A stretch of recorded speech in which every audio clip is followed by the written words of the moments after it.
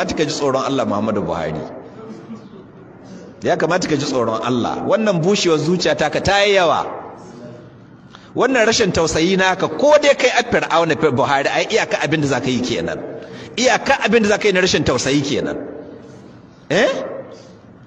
Wannan bushewar zuciya ta ka Buhari ta yi yawa, ka ci amanan mu, ka ci amanan mu, ka san irin wahalar da mun kai a kanka, ashe ka san busasshiyar zuciya gare ka, ka san baka da imani, baka da tausayi.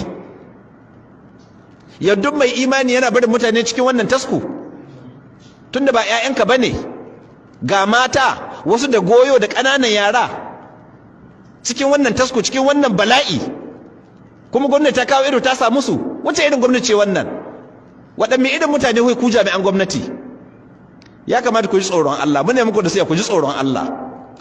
Zukatanku sun bushe da yawa. To wai yaya za ku fuskantar ubangiji bayan su haƙƙin bayan su da kun kai banza da ya za ku fuskantar ubangiji?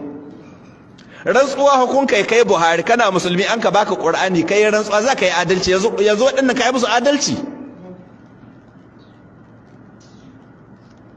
A kama su kana da wadda kakai ka kwato su amma haƙyale su. Don ku ji tsoron Allah, ya ku shugabannin gwamnati, ku tausaya mu waɗannan bayan Allah. Yanzu ya za ku ji da a ce matanku ne da 'ya'yanku da 'yan uwanku an hakama? Yanzu Buhari da a ce matakka ce an ka kama, matakka ce a cikin halin da waɗannan matan suke ciki, ya za ka ji?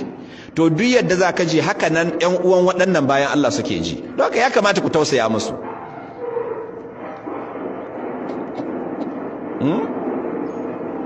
Menene shi ko?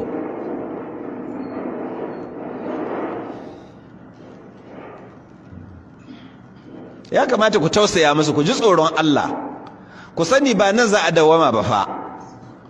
Sannan wallahi annabi sallallahu alaihi wasallama ya faɗi, hadisi ya tabbata, kuma kowa ya san da hadisin, hadisi ne mashahuri. Manzon Allah sallallahu alaihi wasallama ya ce kullukum ra'in wa kullukum mas'ulun an ra'iyatihi.